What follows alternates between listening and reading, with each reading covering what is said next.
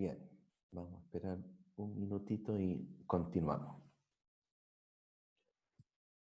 ¿Alguien vio la tele un rato? Yo pasé, estaba prendida la tele puesto en TVN y me estaba mostrando un puma, parece que había entrado a un condominio en la Florida.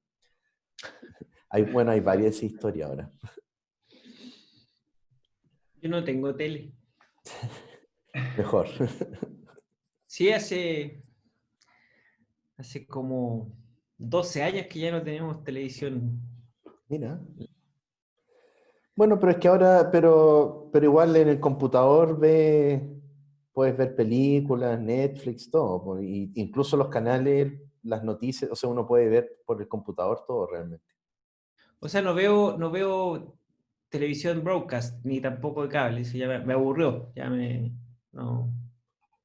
Mejor la radio para enterarse de las noticias. Hay otros medios menos faranduleros. Ya, está bueno. ¿Y tiene niños chicos, Rodrigo? ¿O tenía niños chicos cuando implementaste la medida? ¿Sí? Cuando era chico, teníamos una sola tele en la casa. No en las piezas ni nada de eso. Y cuando salió Netflix y todas esas cosas, ya cuando dejaron de ver los monos, todos estos monos que dan, ahí ya la tele se guardó. Sí. Ahora, ojo, yo tengo en mi casa, mi hija que tiene 4, ella lo único que quiere es cuando me despreocupo un rato, me roba el celular y se ponen a ver videos de YouTube y juegos y cuestiones, así que claro, la tele pasó a segundo plano, pero en verdad el celular o el iPad es el que... A primerísimo. Claro. No, nosotros que nos casamos con mi señora dijimos ya, aquí. La primera tele que tuvimos la teníamos en un closet, fue regalo de matrimonio, y la guardábamos en un closet, y veíamos películas, video, desde VHS. Otros tiempos. Ya, bueno, aquí el público más juvenil, yo creo nunca ha visto en su vida un VHS o algo así, pero bueno, no importa. Ok, continuemos entonces el segundo bloque, después de esa nota histórica. Entonces, vimos que en el caso de problemas de clasificación multiclase, en verdad todas estas otras métricas escalan haciendo esta versión de uno versus el resto, ¿verdad? Entonces acá pueden ver un ejemplo usando ahora el dataset completo o sea, ocupando toda la etiqueta de los dataset digits. Y acá se entrena un clasificador de Logistic Regression. Y aquí podemos ver la matriz de confusión en el conjunto de prueba, ¿verdad? Usando nuestras predicciones y por lo tanto aquí podemos ver la diagonal principal como la que contiene mayoritariamente las predicciones, por lo tanto eso muestra por qué el accuracy también es bien alto. Y fuera de la diagonal vemos entonces los casos en los cuales hay error, ¿verdad? En donde aquí parece que hay 3 errores, o aquí hay 3, 2, en fin. Acá, bueno, alguien que podría llamarle la atención, ¿verdad? Logistic Regression, regresión logística, es para problemas binarios, ¿verdad? Sin embargo, la implementación que viene hecha, ya son tan buena gente que incluso detecta automáticamente cuando el vector de salida contiene más de 2 etiquetas. Esto está, si ustedes revisan después en Google, ponen Logistic Regression de Scikit-learn para ver la alternativa. Está fijado en auto, para la parte automático, para detectar, dependiendo de ese vector, si es que realiza la regresión binaria o hace la regresión binaria pero tomando uno versus el resto. O sea, agarro en este caso la clase 0 y todos los otros lo pongo en otra clase y entreno el modelo y después hago así para el siguiente y finalmente hago la clasificación donde obtengo la probabilidad más alta, ¿verdad? Y una consulta con eso, ¿y se tiene que preparar el vector de entrada y train o los datos de entrada y train de alguna manera? No. Como son clases. No, no, o sea, tiene que estar, lo hace automáticamente. Mira. Así que es bastante conveniente. Acá, esto mismo anterior, acá está hecho un poco más, usando un dibujo más bonito, usando esta función de heatmap que venía en MGlearn. Por lo tanto, esto es lo mismo que antes, pero hecho ya artísticamente mejor. Aquí pueden ver entonces, efectivamente, tenemos aquí las columnas son las predicciones, las filas, las verdaderas. Vemos que entonces aquí hay 3 casos en los cuales yo estoy prediciendo que corresponde al dígito 3, pero realmente correspondía al dígito 2, ¿verdad? Al igual que este aquí, ¿verdad? Aquí es donde más se confunde el clasificador. Hay 3 ejemplos en los cuales yo digo que estoy haciendo una predicción que corresponde al dígito 1, pero realmente correspondía al dígito 8. Ahora, eso es raro, a menos que esos 3 casos podrían ser que hayan hecho 8 muy fino, ¿verdad? Perdón. Es probable que hayan hecho un 8 muy delgado y pues se pareciera a un 1, pero bueno, no sé, es como raro que se pudiera confundir con el 1 con el 8, pero bueno, ocurrió eso. Aquí tenemos entonces el efecto, cómo se ve el Classification Report para este caso, ¿verdad? Entonces, aquí pueden tener entonces al nivel de Precision, Recall, F1 Score, a nivel de clase, como pueden ver, para cada uno de las 10 clases, ¿verdad? Del dígito 0 al 9. El Accuracy en forma global, o sea, calculado a partir de esta matriz de confusión. Y también vimos que el efecto esto de hacer este macro averaging o weighted averaging para cada una de estas métricas, ¿verdad? En particular, aquí sale explicado diferentes formas de calcular el promedio, ¿verdad? El macro averaging básicamente calcula puntajes no ponderados por clase. Así que suma el puntaje para cada uno partido por el total. Usar cuando existe interés por cada clase por igual, ¿verdad? Luego el weighted averaging, ¿verdad? Los puntajes se ponderan por el tamaño relativo de las clases, ¿ya? Por lo tanto, por ejemplo, este precision de 0.97 en la sumatoria iría ponderado por 38 partido por 450, ¿verdad? Para tener el peso de qué proporción corresponden a ejemplos de la clase 4, ¿verdad? Ese weight que está acá. En particular es de interés cuando los datos están desbalanceados, ¿verdad? Y por lo tanto, de esa forma, las predicciones que corresponden aquí casi todos son del mismo orden de magnitud, así que es cuando uno tiene, qué sé yo, esto y hay uno que tiene 2000 ejemplos, por ejemplo, totalmente desproporcionado. Entonces, eso regula esa parte. El micro averaging calcula el número total de FP, FN, TPN en todas las clases, que viene siendo lo que estamos viendo aquí. Luego calcula los puntajes usando todos estos conteos, ¿ya? Así que eso en el caso de recall. Y esto usar cuando existe interés por cada muestra por igual. Aquí uno puede sacar acá el F1 score, ¿verdad? Con average micro, o el F1 score weighted, por ejemplo, o el F1 score macro. Y en verdad aquí uno puede, como este caso es más o menos balanceado, no hay grandes cambios, ¿verdad? Entre uno y otro. ¿Qué ocurre en el caso de regresión? Las métricas más populares acá son el mean square error, el error cuadrático medio. Si le agregan la raíz, entonces el root mean square error, ¿verdad? N, el número de ejemplos, ¿verdad? En el conjunto de pruebas. El mean absolute error, que toma las diferencias en valor absoluto, ¿verdad? Menos sensible a los valores atípicos y a los grandes errores. Luego tenemos el famoso R cuadrado que hemos ya estado viendo antes. Aquí está su fórmula. Entonces entrega la proporción de variación explicada por el modelo en relación a la varianza total.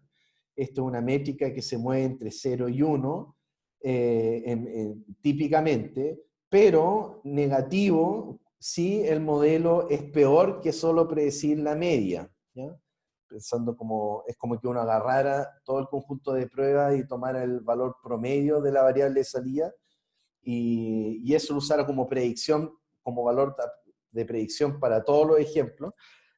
Bueno, si el R cuadrado te da un valor negativo, indica que es peor que eso, incluso, ¿ya? Es más fácil de interpretar, mientras más alto, mejor, ¿verdad? Entonces aquí te muestra como una proporción. Si se fijan en acá el rojo, que es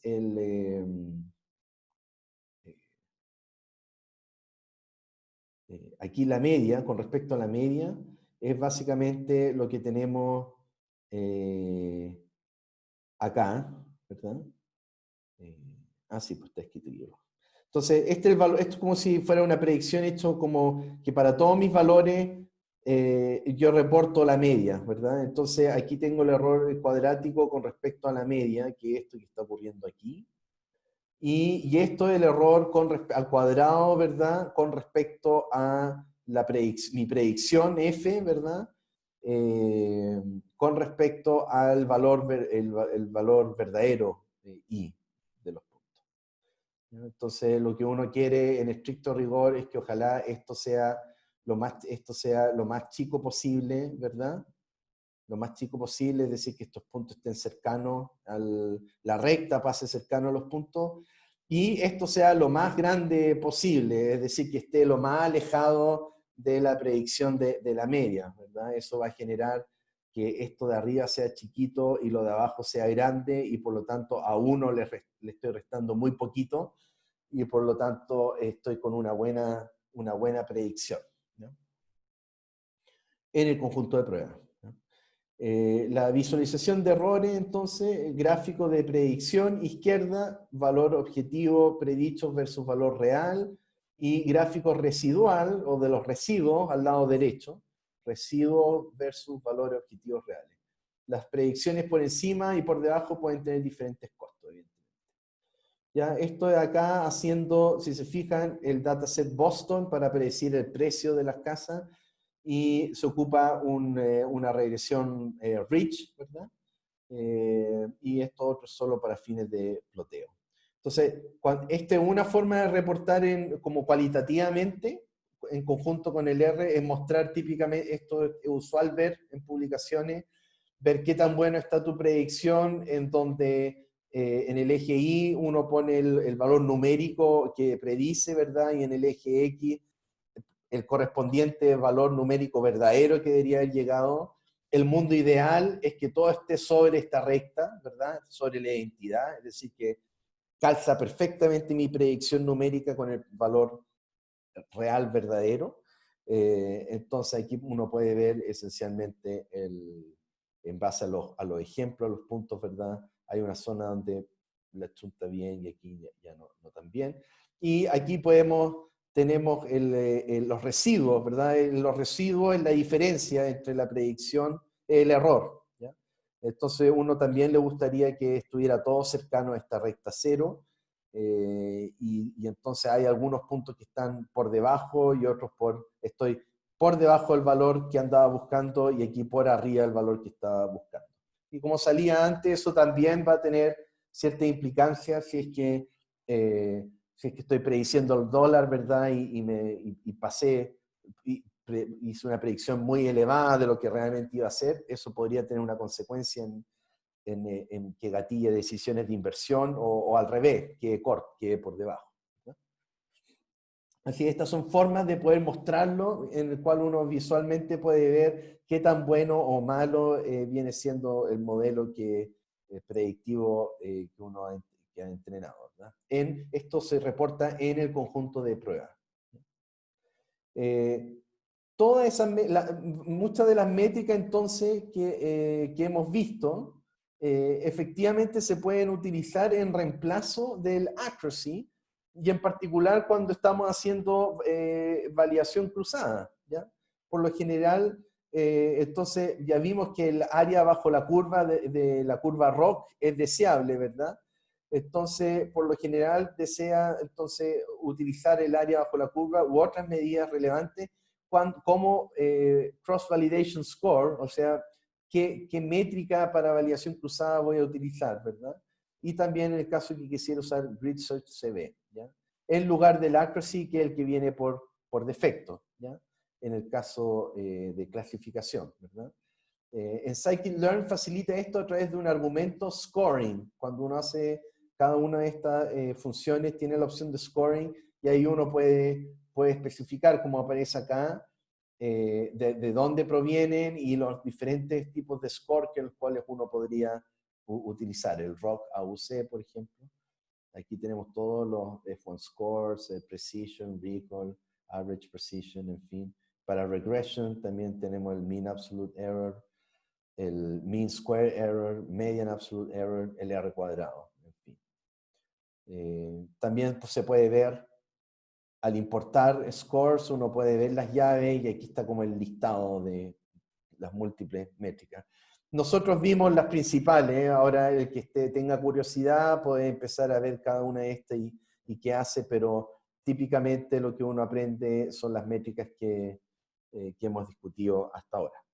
Acá, por ejemplo, tenemos el caso de si uno quisiera hacer validación cruzada, usando en vez del accuracy, ocupar el área bajo la curva. Entonces es básicamente cuando llamo a la función crossValScore, en el argumento scoring, ¿verdad? Ocupo el ROC AUC, que es una de las tantas que hay dentro de aquí, ¿no? Acá hay un ejemplo en donde usamos el SVC, el clasificador SVC, ¿verdad? Con el crossValScore, el digit data y el target, ¿verdad? Nuevamente aquí vamos a hacer problema binario nomás, discriminar clasificar entre dígito 9 y el resto. Y aquí básicamente es sin especificar nada sobre el scoring. Por lo tanto, aquí va a usar, va a ser validación cruzada con accuracy nomás, ¿verdad? Luego, acá si es que hago explícitamente, pongo accuracy, entonces me va a dar lo mismo que antes. Y acá abajo es si es que explícitamente hago el problema con ROC AUC, ¿verdad? De cross-validation. Entonces, acá vemos que con el accuracy, para este problema en particular, tengo que siempre me va a dar un 90%, porque la chunta bien a todos los otros, y que son la mayoría, y el AUC es el que logra capturar bien el fenómeno que vimos antes del desbalanceo, por ejemplo. Y aquí podemos ver que en cada doblada sí le da diferente. Grid Search con... y aquí el Grid Search, acuérdense, lo ocupamos para poder explorar los hiperparámetros, ¿verdad? Y entonces también uno podría hacer esto usando accuracy y el área bajo la curva, ¿verdad? Con accuracy y gamma igual es seleccionado. Ya, entonces si que uno hiciera solamente el Grid Search con accuracy, el parámetro gamma del clasificador SVC que ya vamos a ver en detalle, se los puedo mencionar a la rápida. El clasificador SVC, que es un Super Vector Machine lineal, ocupa como función de base o kernel una gaussiana, ¿ya? Y por lo tanto el gamma representa el ancho de esa gaussiana, ¿ya? Lo vamos a ver después en detalle. Entonces, es un hiperparámetro del modelo. Entonces, esto solo para mostrar que en un problema, si es que hago el grid search para buscar el hiperparámetro bueno, si ocupo accuracy, entonces me da este resultado, y si es que ocupo el area under the curve, me da este otro valor. En realidad tiene un mejor accuracy en el conjunto de prueba con este valor de acá. Y eso es lo que se muestra aquí en este ejemplo. Nuevamente estamos con el problema binario de 9 versus el resto, ¿verdad? Y acá, para el Grid Search, generamos esta lista con los diferentes valores que va a explorar de ¿verdad? Y acá está hecho con el default scoring, que va a ser el accuracy. Y aquí está repetido lo mismo, pero usando el ROC AUC. ¿Ya? Entonces aquí tira en pantalla el Grid Search with Accuracy, selecciona gamma con este valor, obtiene un accuracy de 0.97. El test set, en el test set, esto es durante la validación cruzada, entonces en cada doblada esto es lo que evalúan en la validación cruzada, pero luego si evaluamos en un conjunto independiente de prueba que dejamos fuera, ¿verdad? Si se fijan aquí, esto ya ustedes deberían tener cierta claridad. Aquí realizamos una partición, ¿verdad? Para tener entrenamiento y prueba, y la validación cruzada la estamos realizando usando solamente el train, ¿ya? Y luego internamente hace esa partición de, por default, ¿verdad? De los bloques que genera y entrena y valida, ¿verdad? Y luego aquí puedo evaluar en el conjunto de pruebas, entonces aquí pueden ver los resultados en el test set, ¿verdad? Tanto el área bajo la curva y el accuracy. Eso haciendo el grid search con validación cruzada con el accuracy.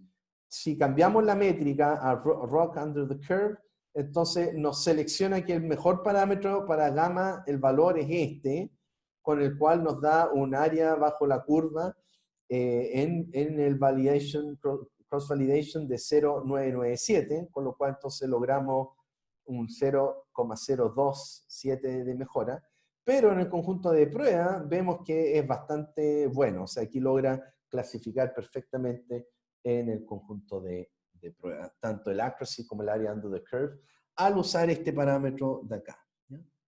De hecho, ya lo habíamos visto en el ejemplo que vimos antes, ¿verdad? En el dibujito de la línea verde, cuando repasen arriba, cuando vimos el gráfico de ROC, ¿verdad? Justamente este modelo con 0.01 nos daba un área under the curve prácticamente igual a 1, ¿verdad? Era súper bueno. Algunos pensamientos finales para esta parte. Bueno, existen técnicas para corregir el desbalance de etiqueta, ¿ya? Uno puede hacer un submuestreo o un muestreo, un undersample que se llama, de la clase mayoritaria, ¿verdad? O hacer un oversample de la clase minoritaria, haciendo sampleo con reemplazo, para tratar de balancear, ¿verdad? Hay técnicas implementadas como SMOT, por ejemplo, que básicamente hace un undersampling de la clase mayoritaria y de la clase minoritaria genera patrones nuevos de manera inteligente, agarra de la clase minoritaria y aplica un KNN o busca los K vecinos más cercanos para cada punto y luego interpola entre ellos para poder generar un patrón nuevo. Así que genera datos artificiales de la clase minoritaria, ¿ya? Y esto lo pueden buscar, hay implementaciones, que esté interesado en chequear. Siempre todos estos mecanismos para balancear, uno opera en el conjunto de entrenamiento, ¿ya? El de prueba queda desbalanceado, da lo mismo, porque eso yo lo ocupo para evaluar y representa lo que ocurre en la vida real. Pero en el de entrenamiento, ese tiene que estar balanceado idealmente, porque si no el clasificador tiende a aprender a clasificar bien la clase mayoritaria, ¿no? ¿Ya? Y entonces este tipo de problema ocurre súper frecuente en la vida real, especialmente cuando uno quiere generar un modelo predictivo, es porque las empresas te contratan porque es para predecir cosas difíciles, típicamente eventos extraños, como fraude o cosas así que no son tan frecuentes, pero cuando ocurren uno quiere poder detectarlo. Entonces, cuando le entregan las data, típicamente tiene miles, millones de ejemplos normales y muy poquitos casos registrados efectivos de casos atípicos, ¿verdad? O casos de fraude, por ejemplo. Entonces, ahí hay que entrar a meter mano, echar mano a alguna de estas técnicas para poder mejorar el conjunto de entrenamiento, balanceando de alguna forma.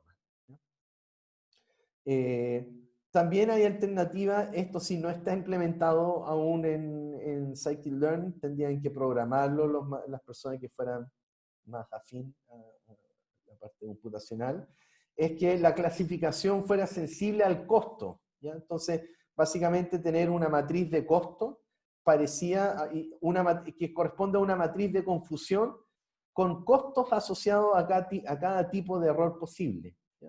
Por lo tanto, como que uno agarra la matriz de confusión y superpone la matriz de costo, que es igual a la matriz de confusión, pero ahora en las cajitas de la matriz de costo yo pongo en plata cuánto me cuesta equivocarme. Entonces, en la diagonal principal no hay costo, pero cero, pero fuera de la diagonal uno puede poner plata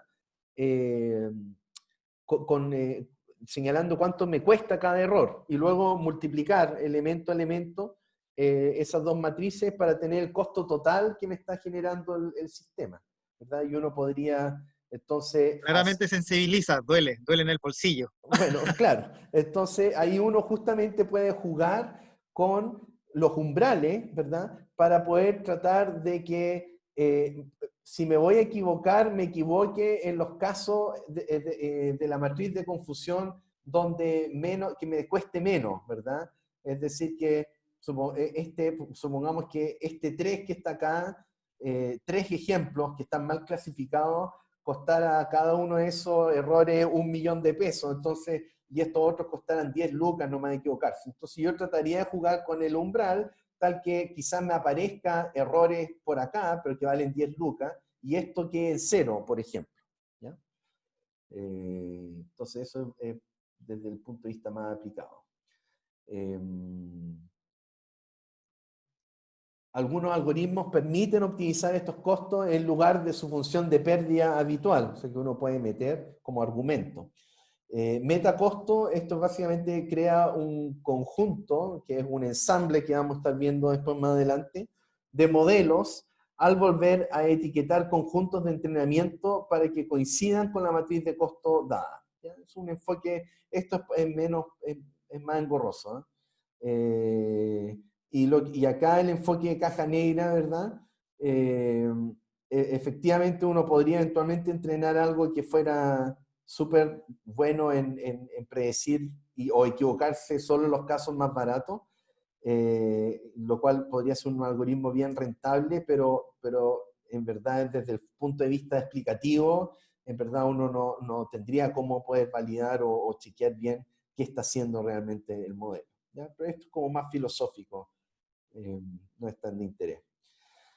Esto es importante, esto es algo que es una de las métricas que sí a veces aparecen harto en publicaciones y se ocupa harto en el problema de cuando es multiclase, este índice de capa o Cohen's capa metrics. Y lo que trata de hacer este índice es que te compara con respecto a si estuviera, cómo se compara tu predicción con la predicción hecha por un clasificador aleatorio. ¿Ya? Y por lo tanto, esta es la fórmula de cómputo. Supongamos que entonces este índice kappa se mueve entre, cuando es 1 es porque tiene predicción perfecta, 0 es que estoy cercano a predecir igual que un clasificador aleatorio, y valores negativos incluso es peor que aleatorio.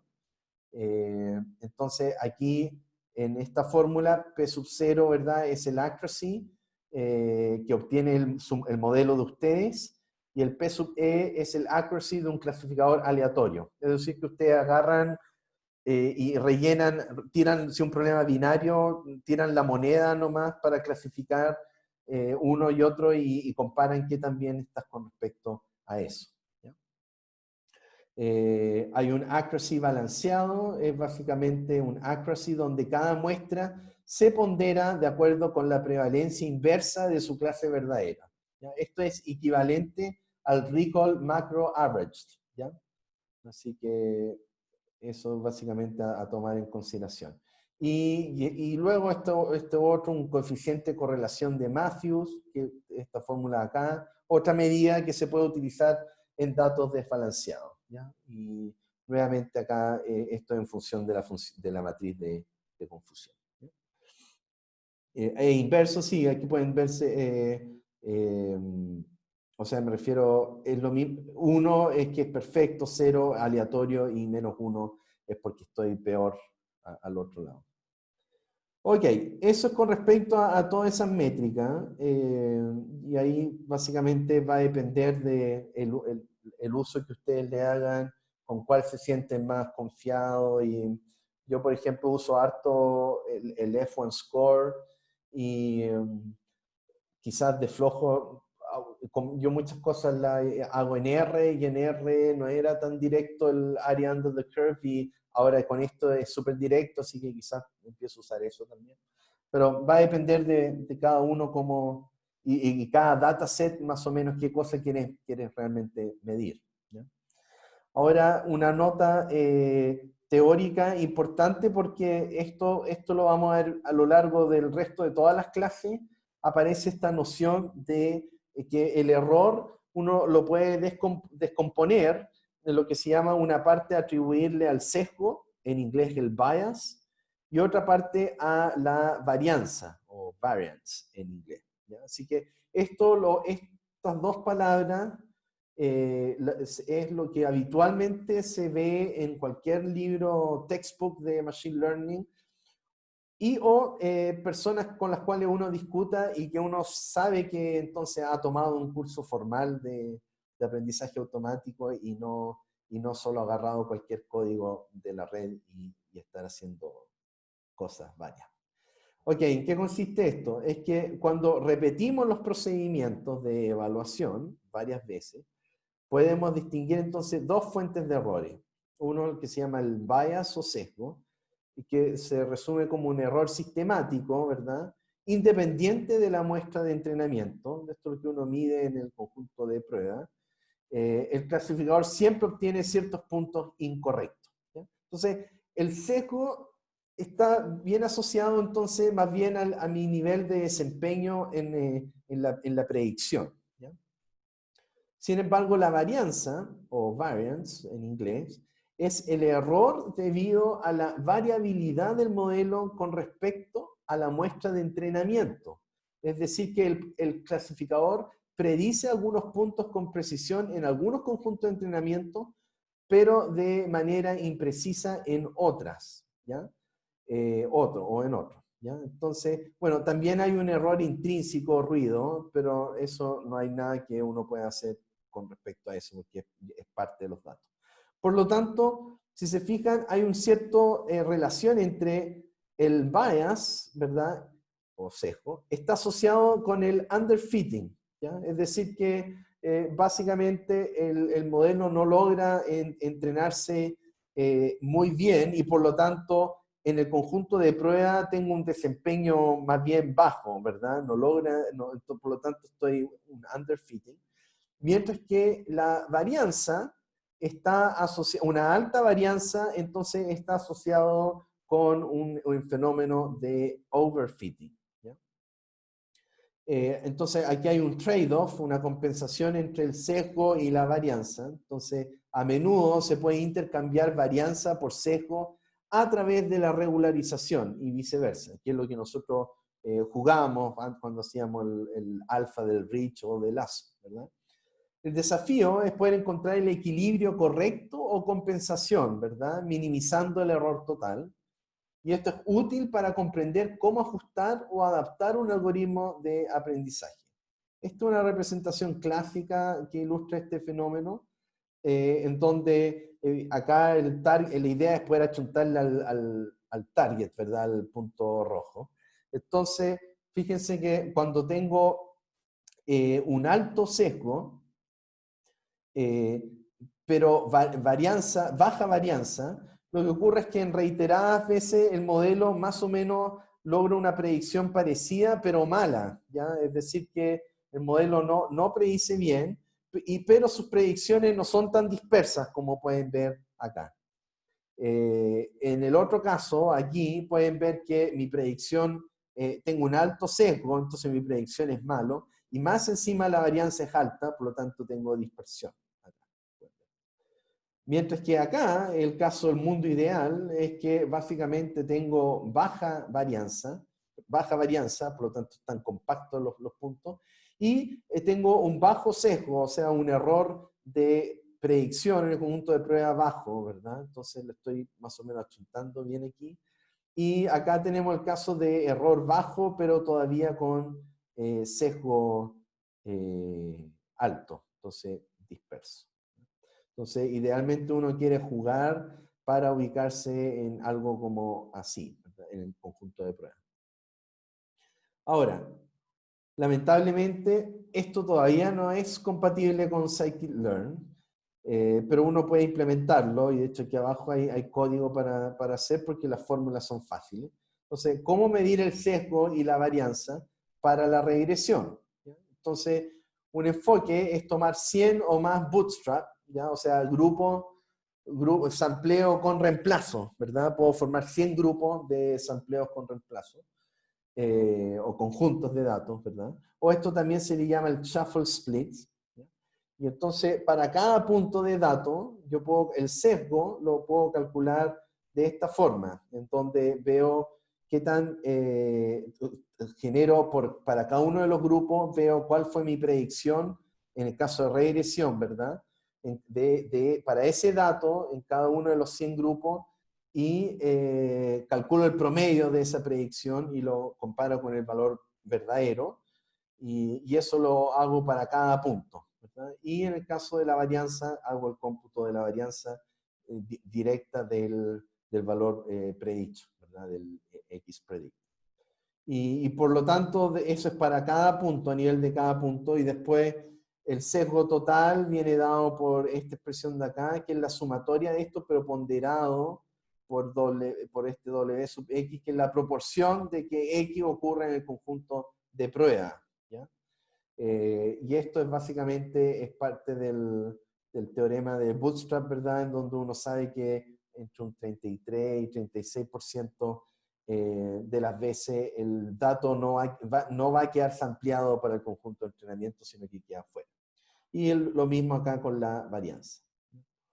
En el caso de clasificación binaria es más o menos lo mismo. Hacemos los 100 o más bootstrap, ¿verdad? El sesgo para cualquier punto X equivale a la proporción de clasificaciones erróneas. ¿Ya? O sea, qué fracción de las 100 predicciones que hice para dar una entrada, qué fracción de ellas tuve error. Entonces, si se clasifica erróneamente el 50% del tiempo, entonces para ese punto X, como entrada, el sesgo va a ser 0,5. ¿Verdad? Y varía, aquí lo arreglamos al tiro quizás, variar. Perdón, ahí. Varianza para cualquier punto X es esta expresión que está acá, donde P class sub I es la proporción de las predicciones de la clase I. ¿Ya? Y cuando cada clase predijo la mitad del tiempo, entonces da este valor así. Y la misma fórmula de antes. Entonces, eso está, se puede implementar, aquí están hechas las fórmulas, ¿ya? Y aquí está hecho con el Bootstrap, haciendo el shuffle split, ¿verdad? Para generar esas muestras. Aquí está el tamaño, el 0,33, que es el valor teórico cuando uno hace Bootstrap de la proporción de ejemplos que no quedan en el conjunto seleccionado, por lo tanto en el test, ¿verdad?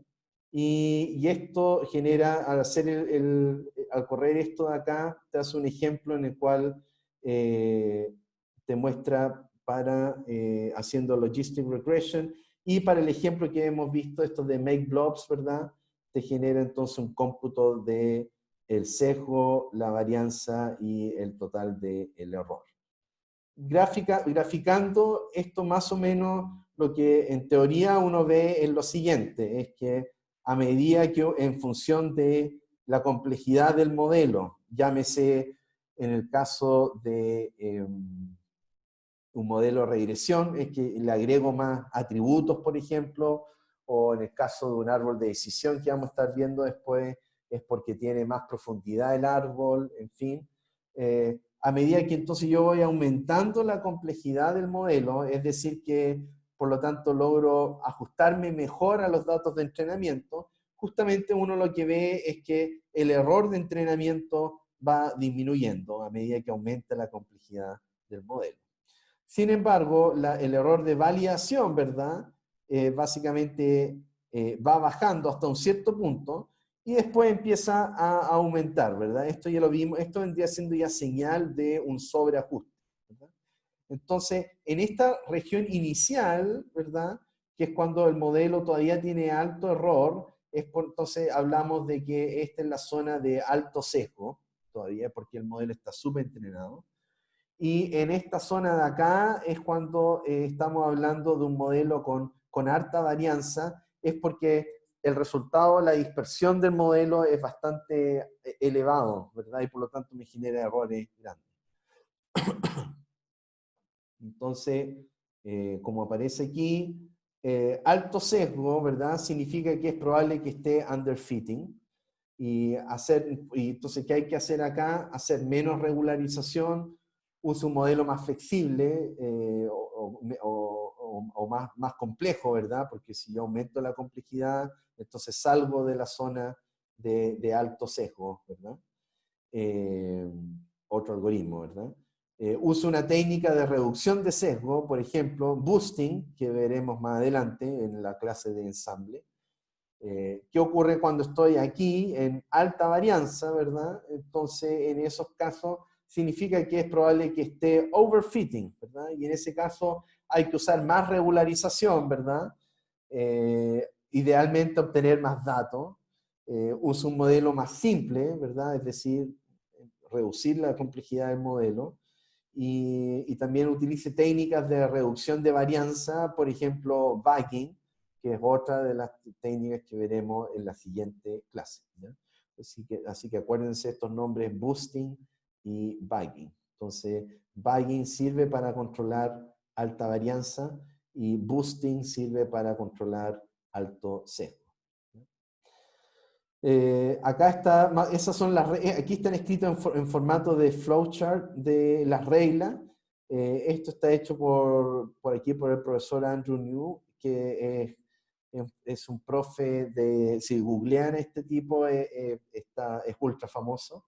Es profe en Stanford, pero y es co-creador de Coursera, ¿ya? Entonces es millonario también. Y él aquí tiene hecho entonces más bien como un diagrama, ¿verdad? Del Bias Variance Flowchart, ¿verdad? Entonces, si yo parto el entrenamiento y mido, tengo alto entrenamiento en error, ¿no? Y alto error en cross-validation, ¿no? Entonces estoy ok. Pero si tengo entonces error de entrenamiento, si tengo alto en entrenamiento, error de entrenamiento, ¿verdad? Si tengo alto en error de entrenamiento, acá, significa que estoy underfitting, ¿verdad? Pues no logro ajustar bien. Eso equivale a tener high bias, ¿verdad? Un sesgo alto. Y entonces las medidas son entrenar por más tiempo. Esto es típicamente en redes neuronales, cuando veamos más adelante. O entrenar un modelo más complejo, ¿verdad? Porque básicamente el modelo que tengo es muy simple y no logro, si un problema de clasificación, discriminar bien, por ejemplo. Obtener más atributos con mayor poder discriminatorio, ¿verdad? Disminuir entonces la regularización para poder permitir que pueda sobreajustar un poco más, ¿verdad? Dado que está subajustando. Y posiblemente proponer una nueva arquitectura del modelo. Nuevamente, si fuera un modelo que dependiera de una arquitectura como redes neuronales, por ejemplo, ¿ya?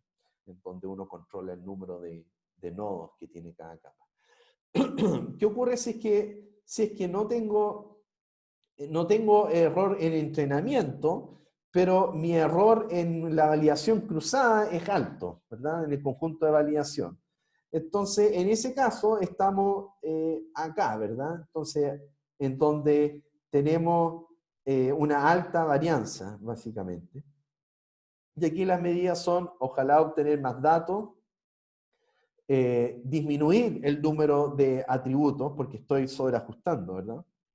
Aumentar la regularización, que si se fijan, 2 y 3, como ya tenemos cierta noción, en el caso de lazo va de la mano, ¿verdad? Porque si yo aumento la regularización en lazo, lo que estoy haciendo es anular muchos de los atributos, ¿verdad? Entonces eso está ocurriendo ahí. Y nuevamente, eventualmente, habría que relajar un nuevo modelo de arquitectura, más bien tratando de reducir la complejidad del modelo. En el caso de una red neuronal, cuando veamos, quizás reducir un poco el número de capas ocultas o el número de neuronas en alguna capa, por ejemplo. Así que, esencialmente, estas son las medidas típicas con las cuales uno puede probar cuando ya sea no logras tener estar satisfactoriamente bien en entrenamiento, o sea que estás subentrenando, o cuando estoy sobreajustado, ¿verdad? Entonces, estas son las medidas para regular el high variance. ¿Okay? Entonces, por otro lado, tenemos el ajuste de los hiperparámetros, ¿verdad? El Hyperparameter Tuning. Ahora que sabemos cómo evaluar modelos, ¿verdad? Podemos mejorarlos ajustando sus hiperparámetros. Entonces, básicamente, podemos usar cualquier técnica de optimización para optimizar los hiperparámetros, ya sea vía búsqueda de grilla o incluso a través de alguna búsqueda aleatoria. ¿Ya? Y bueno, después, dependiendo el poder de cómputo y también qué tan complejo el modelo que uno esté testeando, puede usar técnicas más sofisticadas para evaluar encontrar los hiperparámetros en el conjunto de validación, ¿verdad? Ocupando, por ejemplo, algoritmos genéticos, en donde uno defina la función de fitness como la función de pérdida o incluso el porcentaje de el accuracy o el area under the curve del modelo que uno esté testeando y que uno quiera maximizar, el AUC, por ejemplo, dependiendo de los hiperparámetros, ¿verdad? Y uno toma como función de fitness, ajuste, en el caso de algoritmos genéticos, para las personas que hayan visto de este tema. También puede haber búsquedas locales, en fin, y técnicas de optimización en general. Las más populares son estas, sí, por un tema de poder de cómputo. La búsqueda en grilla es básicamente para cada hiperparámetro, uno crea una lista de valores interesantes o posibles, ¿verdad? Entonces, en el caso de KNN, vimos que el hiperparámetro que debe setear el usuario es el valor de K, ¿verdad? Por lo tanto, uno podría hacer una exploración del valor de K de 1 hasta, como este ejemplo de aquí, ¿verdad? Entonces, evaluar todas las combinaciones posibles de los valores de hiperparámetro, por ejemplo, usando validación cruzada, ¿verdad? Seleccione los valores de hiperparámetro para obtener los mejores resultados. Un enfoque ingenuo sería simplemente recorrer todas las combinaciones, ¿verdad? Como en este caso de acá, ¿verdad? Nuevamente para este Super Vector Classifier tiene esencialmente 2 hiperparámetros con los cuales uno juega. El valor de gamma, que ya les expliqué, regula el ancho de la función gaussiana que ocupa como función base, y que lo vamos a ver en detalle, así que no se preocupen. Y luego el parámetro C, si se acuerdan que era para regular el tamaño de los pesos y que era inverso al alfa que ocupa Rich y Lasso. Entonces, acá yo defino, ¿verdad? Para buscar, en este caso, si tomo 1, 2, 3, 4, 5, 6 valores para diferentes valores de gamma y 6 valores diferentes para C, entonces el número total de combinaciones son 36, ¿verdad? 6 por 6, 36. Y por lo tanto, claro, dependiendo, y para cada uno de esos tendría que hacer validación cruzada. Entonces, podría ser costoso si es que el modelo es pesado, es difícil de entrenar, ¿verdad? Entonces, acá en este ejemplo, este es solo un esquema, ¿verdad? Entrenaríamos el Super Vector Classifier, después hacemos el entrenamiento y prueba, ¿verdad? Calculamos el score, y aquí vamos guardando, entonces, esto está dentro de doble bucle, ¿verdad? Si es que el score, ¿verdad?, es mejor que el best score hasta la fecha, entonces registramos como que es el score que acabamos de obtener el mejor y guardamos los parámetros, ¿verdad? Entonces, así yo podría hacer un barrido total, pero esto es costoso, especialmente si es que esto es más grande, ¿verdad? Y que yo quisiera ser más fino. Y también si es que aquí el modelo que estamos tratando es costoso de entrenar, ¿verdad? Aquí está hecho, aquí está, este era como el la visión general. Acá está implementado ya, aquí aparece una partición, ¿verdad? En este caso no estamos haciendo validación cruzada, solo estamos haciendo el train test split, ¿verdad? El ejemplo con el iris data, poquitos datos, ¿verdad? Y aquí está el doble for, ¿verdad? Para que gamma y c tomen los diferentes valores. Acá entrenamos, hacemos el asunto y aquí está entonces hecho, si ejecutan eso, entonces podemos encontrar que el score, ¿verdad? El best score obtenemos de accuracy en este ejemplo es 0.97 y se encuentra para la combinación de parámetros 100 y C igual 100 y gamma igual a 0,01. Ahora, ojo, acá igual estamos haciendo pseudo trampa porque si se dan cuenta estamos buscando los valores de hiperparámetros evaluando el score en el conjunto de pruebas. ¿Ya? Entonces, de algún modo, estoy haciendo trampa para encontrar los hiperparámetros. Aquí debería estar esto evaluado en un conjunto de validación, ¿verdad? Y es lo que sale acá. Overfitting, esto es un sobreajuste. Acá estamos haciendo un sobreajuste de los parámetros sobre el conjunto de pruebas, ¿ya? Y por eso es importante lo del conjunto de validación para el caso de los hiperparámetros. Entonces, simplemente tomando el modelo de mejor rendimiento produce resultados optimistas, evidentemente.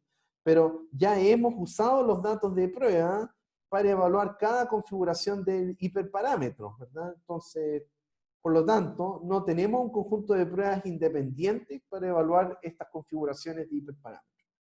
Ocurre este fenómeno, ¿verdad? La información se filtra, o en inglés, information leak, ¿verdad?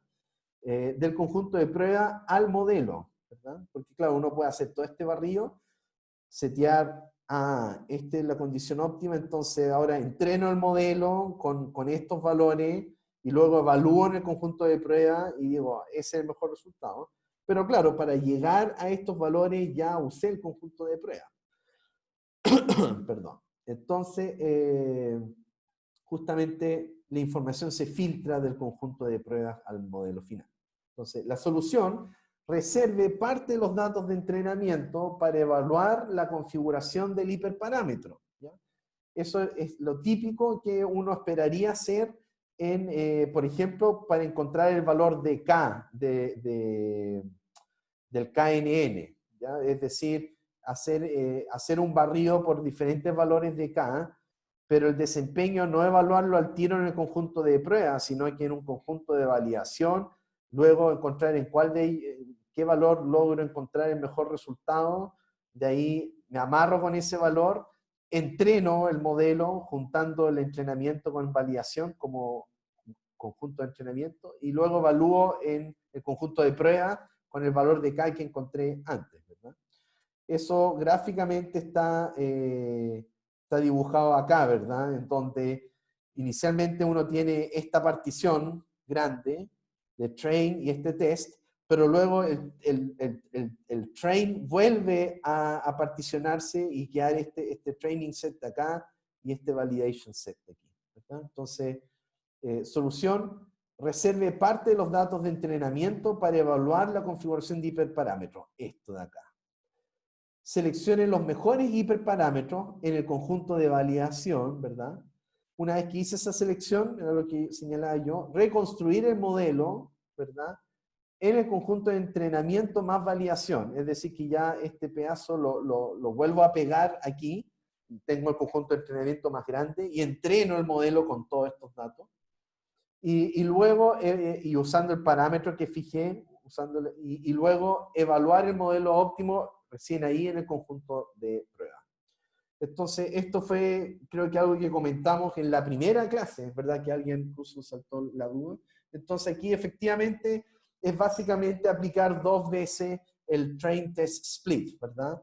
Donde inicialmente hago una primera partición que me entrega el split data into train más validation set y test set. Entonces, ¿qué hago? Genero el conjunto, el train val y xtest, y el train val y el test. Y luego, si se fijan, vuelvo a ocupar el train test split, pero si se fijan, ocupo el xtrain, ¿verdad? Perdón, acá ocupo aquí ocupo justamente el xtrain val y el train val que fue generado anteriormente. ¿Ya? Así que el de acá arriba contiene la primera partición gruesa, y luego vuelvo a ocupar train test split, pero sobre el xtrain val, que fue el que rescaté, generé aquí en la primera. ¿Verdad?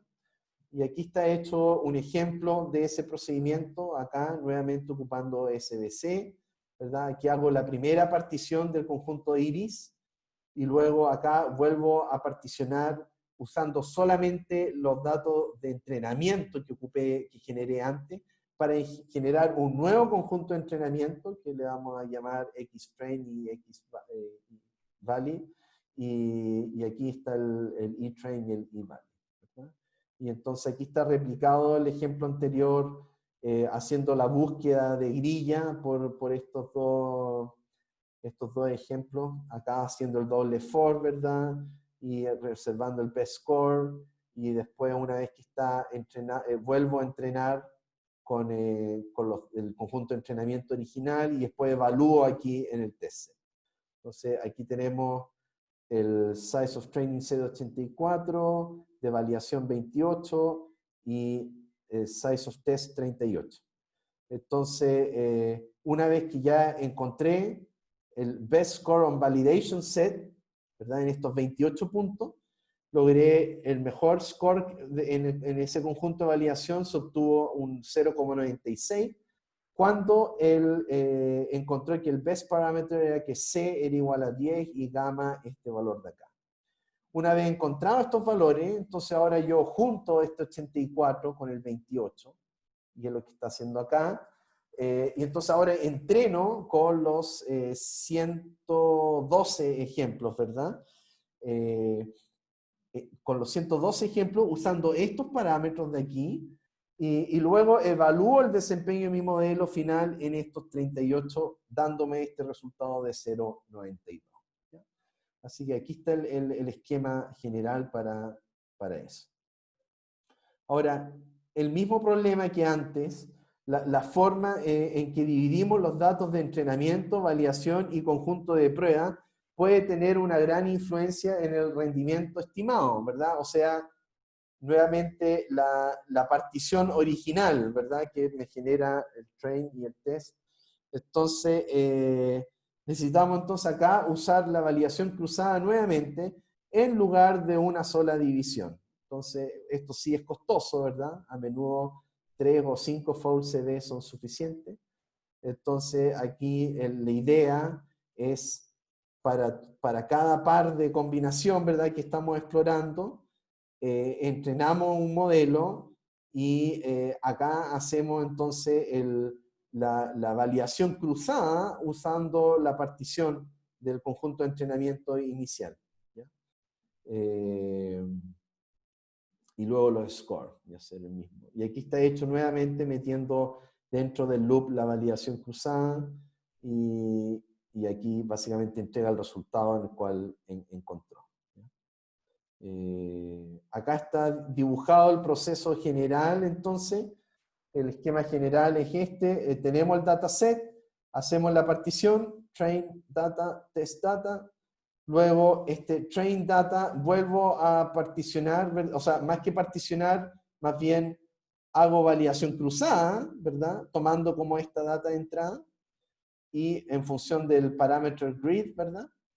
Aquí selecciono best parameters, vuelvo a reentrenar el modelo ahora usando el training set original de acá, usando los best parameters que se encontró, y luego la evaluación final. Ahora, nuevamente aquí, esta partición inicial de acá también podría ser cuestionada, así que aquí eventualmente también podrías meter otra validación cruzada más. ¿Ya? Así que bueno, pero ahí ya entrando bien fino y depende también del nivel de cómputo que uno tenga, ¿verdad? Ahora, este for que estábamos haciendo acá nosotros, a modo artesanal más bien, eso ya está implementado en scikit-learn, el grid search en scikit-learn, crear una grilla de parámetros como diccionario, ¿verdad? Acá, y las keys, acuérdense, son los nombres de los parámetros y values son la lista de valores de los hiperparámetros. Así que esa grilla de 36, que es general de 6 por 6, ¿verdad? En verdad uno la puede definir de esta forma, ¿verdad? Como una lista, como un diccionario, ¿verdad? Donde acá digo, estos son los valores que va a tomar C en esta lista y gamma esta de acá, ¿verdad? Y aquí está el parámetro grid, ¿no? Si lo definen así. Y luego esto está implementado ya. Grid Search CB hace justamente esto de acá, con validación cruzada, hace todo esto con validación cruzada. Básicamente como un clasificador que usa CB para optimizar automáticamente su hiperparámetro internamente. El input modelo no entrenado, ¿verdad? Grilla de parámetros, este que está aquí, y el procedimiento CB que voy a querer, ¿ya? Si el estratificado, todo eso que vimos antes. El output, modelo optimizado en datos de entrenamiento dado. Solo debe tener acceso a los datos de entrenamiento, ¿verdad? Entonces, si se fijan, acá hago grid search, ocupo la función grid search donde le agrego el modelo que voy a usar, el parámetro grid, y en este caso voy a hacer validación cruzada estratificada. Acuérdense, si uno pone el número, por defecto lo hace estratificado, y aquí con 5 dobladas. Entonces, Grid Search va a tener ya el modelo con los parámetros optimizados, listo, y luego aquí lo fiteo en el entrenamiento, va a ser la búsqueda y voy a poder entrenar en esto, en X-Train y Train. Entonces aquí está hecho el procedimiento, ¿verdad? Aquí tira en pantalla básicamente lo que va a buscar.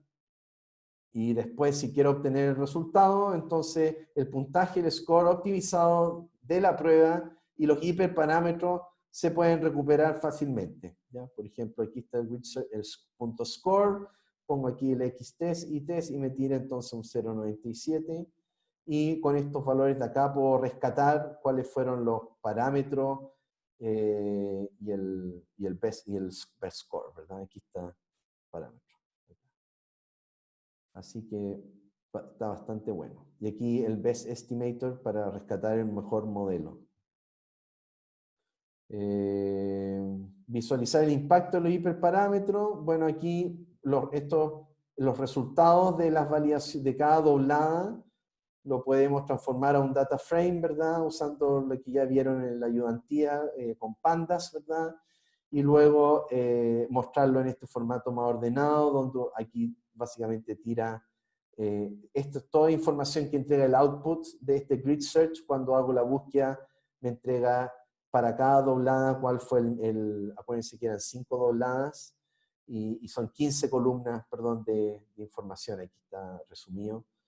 El mean fit time, cuánto tarda en el ajuste, la desviación, el promedio, la desviación estándar, el mean score time, en fin, split test score, y ahí pueden ustedes chequear. Y también se puede generar un mapa de calor, ¿verdad? Aquí está la grilla de 6 por 6, 36, ¿verdad? Y ahí podemos ver como mapa de calor, básicamente, donde está la combinación de parámetros que logró el mejor accuracy en este caso. Que fue aquí con gamma igual 0,01 y C igual a 100. ¿Ya? Nuevamente, herramientas auxiliares. Cuando los hiperparámetros dependen de otros parámetros, podemos usar listas de diccionarios para definir el espacio de hiperparámetros, ¿ya?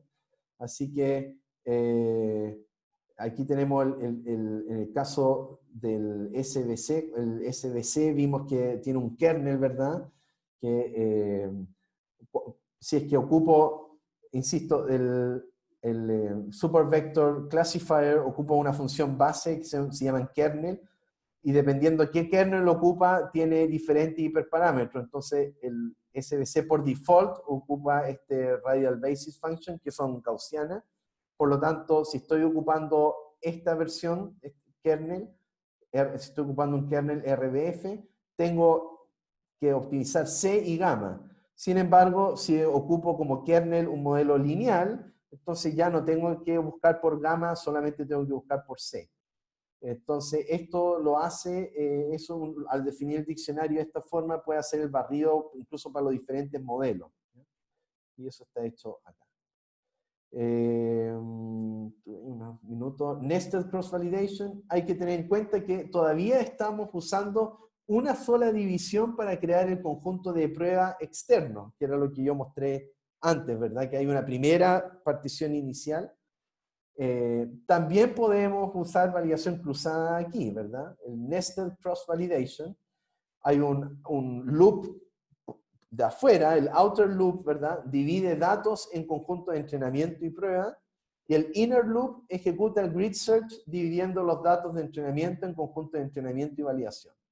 El resultado es solo una lista de puntaje. Habrá múltiples modelos optimizados y configuraciones de hiperparámetros. Y estos no son de vuelta, porque esto escala ya grande, ¿verdad? Entonces, acá no te entrega el modelo, ¿verdad? Solo te entrega el resultado final, el que obtiene mejor resultado. Para aplicar en datos futuros, necesitamos entrenar nuevamente el Grid Search CV en todos los datos. Y eso está hecho acá, el Cross-Val Score, acá con este Grid Search SBS. Dependiendo del computador, ¿verdad? Tienen opciones de paralelizar este trabajo. ¿Verdad? Es fácil paralelizar la validación cruzada y el Grid Search. Tanto esta función, el Cross-Val Score, como el Grid Search CV, tienen un parámetro njobs que define la cantidad de núcleos que puede usar, ¿verdad? Dependiendo del computador que ustedes tengan. Y de hecho, si uno lo fija en njobs-1, para usar todos los núcleos disponibles en el computador. También puede, en vez de hacer ese grid search, ¿verdad? Que acá, ojo, estamos solamente tomando 6 valores posibles para C y gamma, pero ¿y qué pasa si ya tomáramos 20 valores diferentes? O cosas, ya se pone por cada uno, se pone súper grande eso.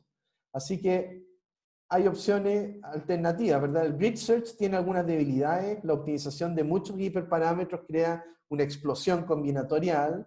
Debe predefinir una grilla, por lo tanto uno puede saltarse valores, ¿verdad? Acuérdense que ahí hacíamos saltos de 0,01, luego prueba 0,01, ¿y qué ocurre si es que había un valor súper bueno en 0,5 para C?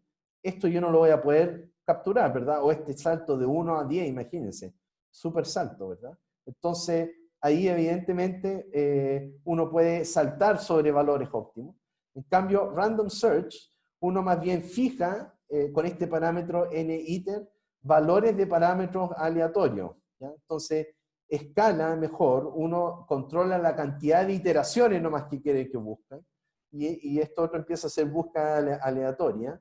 A menudo también funciona mejor en la práctica. No todos los hiperparámetros interactúan fuertemente. No necesita explorar todas las combinaciones. Corriendo a Random Search en Scikit-learn, es básicamente la función se llama Randomize Search CV y funciona de la misma como argumentos de entrada y todo parecido a Grid Search CV. ¿Ya? Tiene este parámetro INEITER para el número de iteraciones. SearchGrid puede usar distribuciones en lugar de listas fijas. Entonces, fíjense acá, para el parámetro C, le agrego, esto es una distribución exponencial, ¿verdad? Con escala 100, el parámetro de la exponencial. Y para gamma, puedo poner esta otra distribución con esta otra escala. Entonces, samplea de esta distribución valores. Aquí podría ser una normal también o lo que fuera. ¿Ya? Y aquí entonces, randomize search, en fin. Y ese exponent viene de la librería SciPy, ¿verdad? De estadística. Pero nuevamente, aquí el código esto es lo mismo que antes, salvo que estamos usando Randomized Search. Y aquí tira básicamente todo lo que está probando. Resumiendo, para terminar hoy, entonces, bueno, la primera parte de esta clase fue lo que vimos en la clase anterior realmente, que fue el tema este de validación cruzada con las K dobladas. Elige acá dependiendo de la cantidad de datos que tenga, ¿verdad? Si K grande es más lento, pero permite más datos de entrenamiento. Tenfold, fivefold, 5 veces, twofold son las opciones más populares, es decir, repetir 5 veces twofold cross-validation. Utilice siempre la estratificación para la clasificación, de hecho eso está por defecto, especialmente en los casos desbalanceados. La división de train y test y shuffle split, útil para grandes conjuntos de datos. Utilice grouping cuando se quiere generalizar sobre grupos, ¿verdad? Vimos el tema de selección de modelos, no agregue sobre los puntajes de test, ¿verdad? Aquellos que han visto los datos del test set, ¿verdad? Utilice conjuntos de validación para elegir el primero algoritmo y hiperparámetros. Y grid search y random search. Por último, los datos del mundo real a menudo están desbalanceados, ¿verdad? Los falsos positivos pueden ser mucho peores que los falsos negativos o viceversa, dependiendo del contexto. Clasificación binaria, tenemos que selecciones métricas que puedan distinguir diferentes tipos de errores, que hemos visto acá. Calibre los umbrales de decisión para la tarea en cuestión. Tenemos las famosas curvas, ¿verdad? Elige el mejor umbral o tome el área debajo de la curva. Clasificación multiclase, ¿verdad? Tenemos estas formas diferentes de poder computar el promedio de los puntajes. Regresión, las diferentes métricas. Todas las medidas se pueden utilizar en cross-validation o grid random search. Y está este tema de clasificación sensible a los costos, ¿verdad? Eso. Así que esta, aunque finalmente resultó ser una clase en dos bloques, o sea, dos días, ¿verdad?, de nuestras clases, pues es básicamente una parte fundamental en aprendizaje automático para no meter las patas y estar cometiendo errores en generalización, en fin. Y la verdad es que si el curso terminara hoy día, la verdad es que como profesor quedaría como tranquilo que ya esta parte es fundamental. Lo otro, insisto, después los modelos van y vienen, pero esto es clave, ¿eh? Así que es importante que después puedan revisar nuevamente los ejemplos y jugar con los parámetros para ver qué efecto tiene. Y entonces, siguiendo esa línea, dado que el próximo jueves es feriado, ¿verdad? No vamos a tener clase. Ya mañana con Anthony vamos a publicar la tarea 1, que va a consistir en probar algunos de los clasificadores o regresores que hemos visto y posiblemente se les va a pedir que los compare ocupando alguna de estas métricas que hemos estado viendo, ¿ya? Así que eso mañana debería estar publicado en algún momento. La tarea 1 y con su respectivo plazo y todas las instrucciones. Y por lo tanto, el jueves subsiguiente estaríamos viendo lo que corresponden a modelos de aprendizaje de ensambles, que es poder aprender grupos de modelos, cómo actúan y que actúen simultáneamente. Así que eso por ahora. Así que tienen como harto para entretenerse, espero. Y mañana debería estar entonces la tarea 1. ¿Profe? Sí. La tarea 1, ¿son individuales las tareas? Sí, son individuales. Ya. Y lo segundo, ya. Sí, era básico. Y eso nomás. No, Ahora, ojo, las tareas no tengan, aquí no les vamos a pedir que programen, las tareas les vamos a dar un dataset diferente a los que hemos estado usando y se les básicamente va a hacer replicar muchos de los códigos cambiando algunos parámetros para este nuevo dataset y que ustedes puedan concluir, ¿verdad?, en base a lo que hemos aprendido sobre los resultados. Pero es eso básicamente. ¿Y el plazo de la tarea cuánto va a ser? Eso va a depender típicamente damos un par de semanas, podría ser menos o más, dependiendo finalmente de la complejidad que resulte el problema. Entonces, si la tarea resulta ser no muy larga y es directa, y es para que tengan una buena nota, para que estén motivados, puede que sea una semana nomás. Si la tarea, si ustedes ven que el plazo dice un mes, entonces es porque está muy difícil o muy largo. Pero no creo que sea el caso. No, con Anthony típicamente damos tareas de como máximo 2 semanas, pero insisto, vamos a dar la fecha exacta dependiendo de cómo quede la tarea, porque tampoco no teníamos claridad si es que íbamos a alcanzar a avanzar a ver cosas de la clase 4 o no hoy día. Por eso esperamos, o sea, recién hoy día en la noche o durante mañana vamos a empezar a generar la tarea. Ya. Y la última cosa, ¿me puede dar 5 minutos después? Sí, Por un tema. sí, te mando, no te mando otro link para que nos conectemos. Ya. Eso. Ahí era yo. Profesor, Sí, sí, porque igual por el tema de la tarea es que lo bueno es que no vamos a tener una clase, pero por lo menos vamos a tener 2 ayudantías. Eso igual es bueno, para utilizarlo. sí, Prácticamente yo encuentro que está bueno porque así uno va con guía. en Mejor. efecto. Sí, Bacán. tranquilo. Sí, Ya, aquí gracias. la idea es que puedan ir aprendiendo. Insisto, acá no, el curso más bien busca que se motiven más que tirarlos así al infierno con algo que es imposible, no es la idea. O sea, la idea es que aquí se den cuenta y sea una instancia. Claro, yo esperaría que clase a clase después ustedes repasaran, ejecutaran algunos de estos códigos, corrieran algunos parámetros, pero a veces están ocupados también y entonces la tarea va a ser la instancia en que tengan que meter las manos. Vale. Eso, Sí se le da un fondo bacán a la ayudantía. en efecto.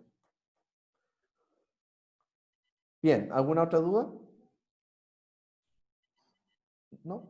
Ok, entonces lo dejamos así y en el caso de Rodrigo te mando por interno un link. Eso. Gracias, Bien, profe. Profesor, muchas gracias. Buenas tardes. cuídense. Chao, profe, gracias.